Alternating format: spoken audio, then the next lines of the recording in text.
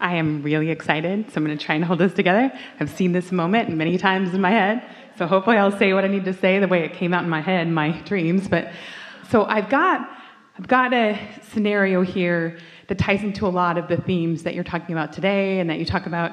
It's interesting because I was not familiar with the laws of attraction and with you and with all of this.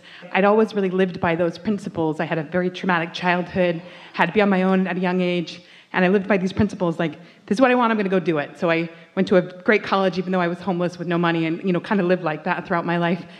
The last few years, I was dealing with really severe health issues, and as I said, I'd been on my own for a long time. So we're going to let you go a little bit. There's lots of contradictory things coming on here. Yeah, and I'm not even getting to what the actual scenario is. Why don't you just get to the good part? Okay, so we'll skip ahead here. And why? Why talk about things and activate them and put them in the way of the good things that are flowing now? For the sake of justifying. No point. Very good point. So skipping ahead, there is a musician whose work carried me through the last 2 decades, and I always knew one day I'd meet this person, and I was pretty much terrified for that to ever happen. Tremendous amount of resistance, and in the last few years when I was going through my own medical journey, which worked out wonderfully, I went into remission, I figured out what doctor's missing, long story that I'm skipping over. Not so much, but all right. Okay, so it's hard for me to boil down. It is hard not to drag it all forward and keep it active, but some of it you want to bring forward and some of it you don't, so just be discerning about what you bring forward. When we say get to the good part, we really mean that. Yeah. So we do want to hear from you, and everything that's happening here is beneficial, and we're appreciating every bit of it. Just want to say some things to those who are listening in, and mostly to you. So as you stand right here and now, as you be in this manifested moment, there's only one thing for you to consider in terms of happiness, which is success. And that is, what's my now relationship with my inner being? Because my inner being walked with me through all of that, and my inner being knows what's in my vortex because of all of that. But my inner being is only, ever, always focusing upon the vortex version of it now. Your inner being never, ever looks back at those stories or situations that you're wanting to bring into the conversation here.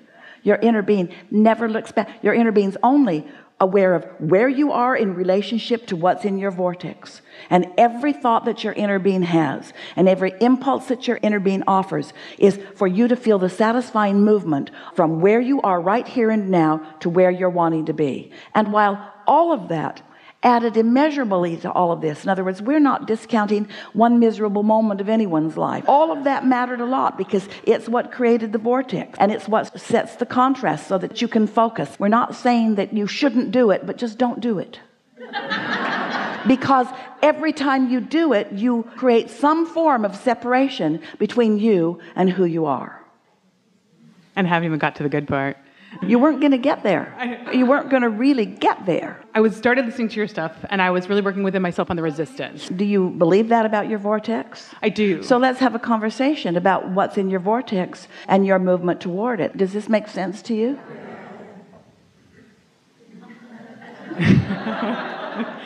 See, a lot of people, when we say that to them, for a little while, they don't have anything to talk about because they've been practicing this for so long. And this is the story.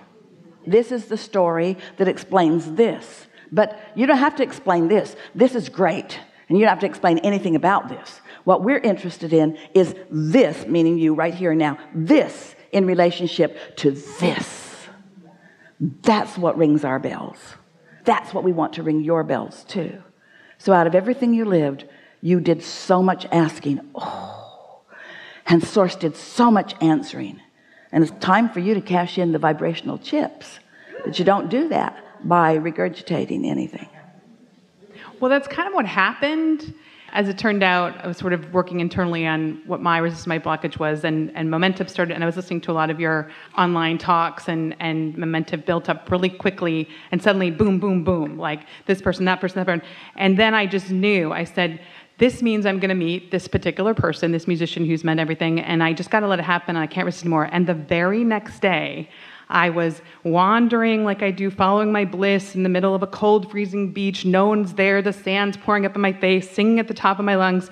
I turn around and he's standing behind me, literally listening to me sing his own song. And I was like, trying to pretend, I'm like, okay, I'm just going to run away. I'm going to run away. And I'm like, you cannot pretend that this person whose work has carried you through so much of all of this, who has meant so much to you, is literally standing behind you. Let's recount the recipe that allowed that to happen. So, did you expect that person to be on the beach? No, you would have run away. You were in the receiving mode. Your inner being, all along, your inner being has always known that you want that rendezvous and has said, go over there, come over here, come over here, come over here. What you want to do is acknowledge what was going on in you that caused you on that day to follow those impulses so that your inner being could put you right where you wanted to be. See what we're talking about?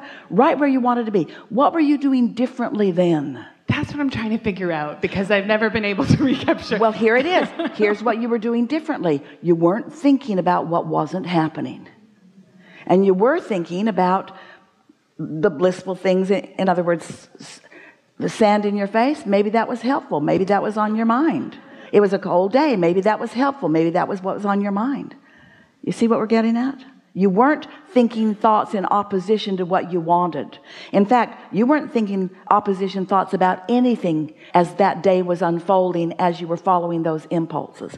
That's what Esther means by, oh, the magic is happening. And she knows it's not magic, but she likes the feeling of it, where she can feel that she's going there, not because she should, but because it just feels like the thing to do. And then the next thing unfolds, and the next thing unfolds, and the next thing unfolds, until she comes away from that feeling like the most blessed person in the world. And that's what we want you to come away from that rendezvous, feeling like the most blessed person in the world, who was guided right to something that you had long wanted, but for this moment in time to be important to you, for it to be important to you in the way we want it to be important to you. We want you to understand what was going on with you in that moment. What were you doing that caused you to be more allowing than you usually are?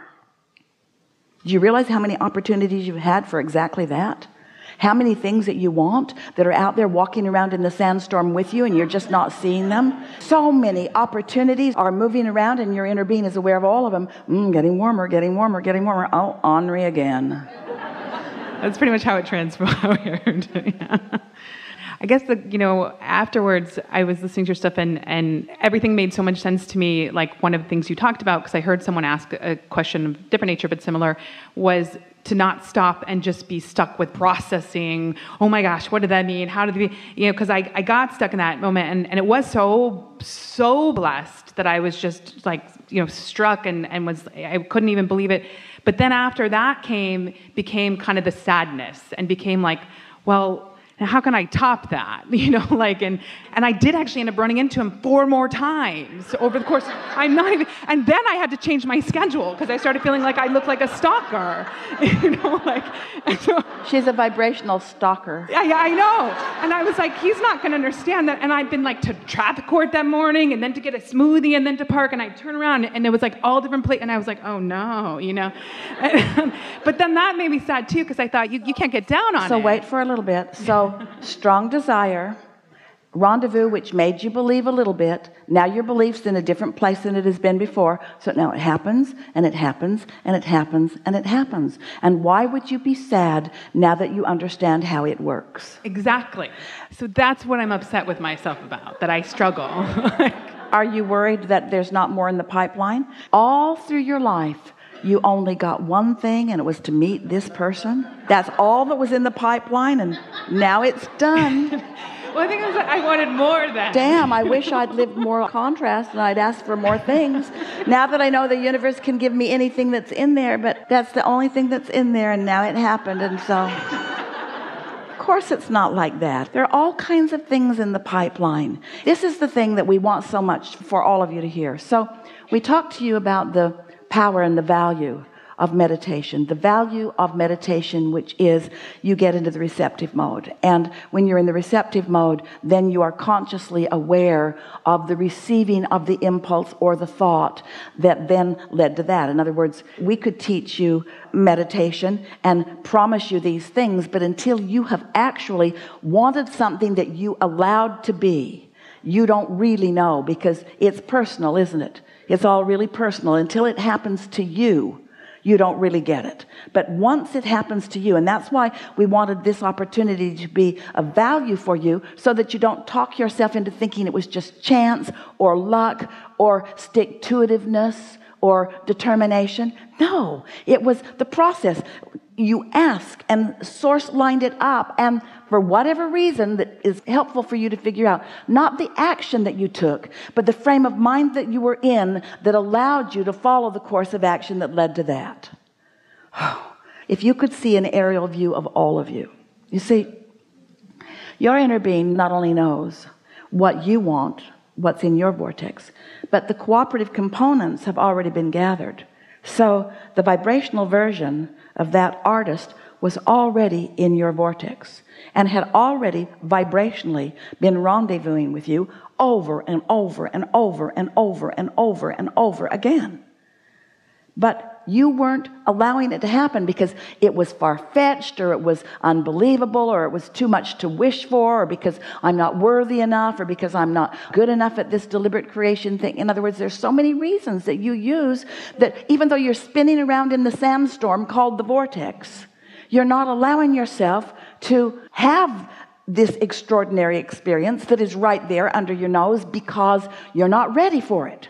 And the reason you're not ready for it is because you're on some other disc than the high-flying disc. You're on the worried disc, or you're on the complaining disc, or you're on the justifying disc. You're on the trying to figure life out disc. You're on the thinking too hard disc.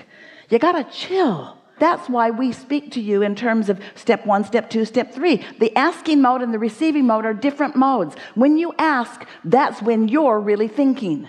When you're in the receiving mode, that's when you are receiving. Thinking and receiving are different things, but they sort of happen in your mind in such a way that you can't tell if you're thinking or receiving. Well, when you're asking, you're thinking. When you're chilled out, you're receiving. And then, see what happened to Esther in meditation. She received, and then she started thinking about it. And that's when your guidance system really comes in. Oh, I was receiving and it felt so good.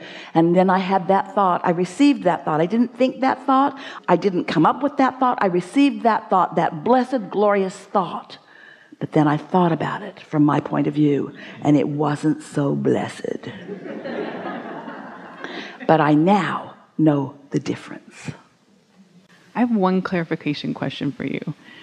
One of the things I listened to at the time, because I was really trying to keep myself going in the momentum and not backpedaling, because it was such a special experience for me and such a gift from the universe. And after it happened, in other words, you were trying to keep the juices going. So I was trying to kind of, not trying to compensate for the disappointment that you felt now that everything in your vortex had manifested. Yeah. Something like that. Yeah. And you talk about, you have to just keep the action. And then I got stuck with... Wait. Say again? There was something I listened to where you talk about, when something like that happens, you don't want to stop and spend all this time processing. You just want to keep action going, keep taking action, towards, I assume, your goals and whatever else. And no, okay, it was. But I didn't know what action meant, because every time those kinds of things happen to me, I'm not actually taking any action. I'm literally just doing exactly what you said. Action is a wonderful thing, but we don't want you to create through action. We want you to receive through action. In other words, if you're in the receiving mode, because you've been chilling and because you've been appreciating, and of course you got to act, you got to brush your teeth, and you got to eat, and you got to get from place to place. We're not saying don't act. We're saying let the strongest emphasis of your life be to be in the receiving mode, and then follow the inspiration to act.